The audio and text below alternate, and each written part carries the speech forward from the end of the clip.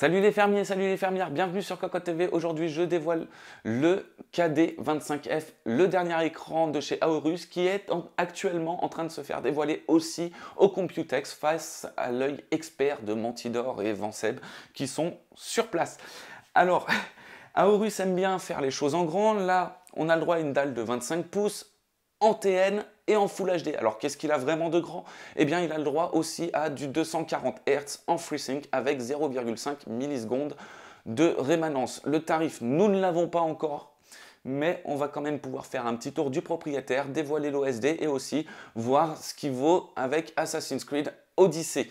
A tout de suite. Alors on va commencer d'abord par parler du cadre qui est un cadre fin avec une large bande plastique, un petit logo Aorus, une petite LED d'état qui va être en blanc, et en dessous, un bouton de navigation dans l'OSD, un joystick. Question réglage, on a le droit à la hauteur, de l'inclinaison,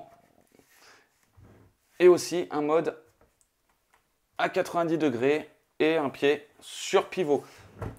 Pas grand chose à dire sur le devant, la base est en métal, les restes sont en plastique, une dalle mate, toute plate de 25 pouces. Alors derrière, on retrouve exactement les mêmes traits que le très bon 27 pouces, premier écran de chez Aorus. Donc, une base avec une partie ici, une poignée pour pouvoir porter l'écran, avec toute cette partie-là qui va être en métal, cette partie-là qui va être en métal et cette partie-là qui va être en métal. Le reste, ça va être des plastiques. On peut voir des trous d'aération ici, sur le dessus. Une partie plastique avec ici et ici, un petit truc plutôt magique. C'est RGB. C'est pas de la magie, c'est du RGB.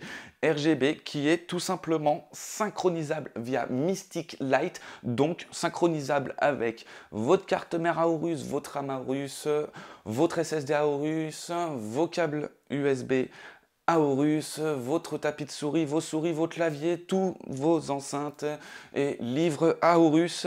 Alors, bien sûr, vous pourrez paramétrer pas mal de choses, mettre en mode flash, mettre en mode blanc, rouge, vert, bleu, cyan, magenta, multicolore, au rythme de la musique. Et bien sûr, sur les côtés, on a aussi le droit à une petite bande ici même et de l'autre côté, encore une fois, RGB, donc du RGB de partout. Votre mur est super content de pouvoir voir toutes ces couleurs. Par contre, quand on met l'écran contre un mur blanc, la lumière n'est pas suffisamment puissante pour pouvoir en profiter dans un mode un peu type ambi-glow.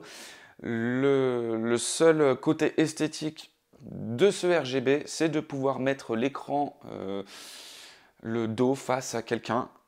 Là, ça peut avoir la classe.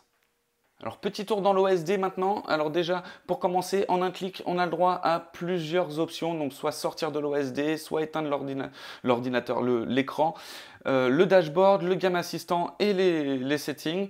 Le dashboard va permettre de monitorer sur l'écran les températures, fréquences CPU, GPU, vitesse de ventilateur. Ensuite, le Game Assistant, ça va être pouvoir afficher un viseur au milieu, avoir un timer de jeu, un compteur de FPS, etc., etc., plus l'alignement d'écran. Dans le menu que vous voyez ici, il est ultra complet, pas mal d'options, que ce soit pour le gaming, l'image, l'affichage, le PIB, le système. Les pré-réglages, on va pouvoir enregistrer 3 pré-réglages, sachant qu'en plus, à chaque mode d'image, on va pouvoir régler la luminosité, le contraste, la vibrance, la finesse, le gamma, température, couleur et plein d'autres options. Ensuite, on a quelques raccourcis comme l'entrée, le volume, le mode d'affichage et l'égalisation du noir. Et voilà en ce qui concerne la présentation de ce KD25F, le tout dernier écran de chez Aorus. Encore une fois, Aorus nous montre un très bon savoir-faire avec un écran qui est tout bonnement bluffant. C'est ultra fluide au niveau grâce aux 240 Hz, au FreeSync, mais aussi à sa compatibilité G-Sync qui est sans aucun artefact. Le seul Défaut que l'on pourrait trouver, c'est un manque de précision au niveau de la colorimétrie, mais c'est tout.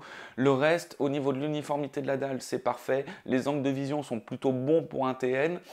Nous avons noté que très peu de fuite de lumière. Bref, un super écran. Encore une fois, il nous manque juste le prix pour pouvoir lui décerner la bonne médaille. On se retrouve bientôt pour une nouvelle vidéo. À très vite!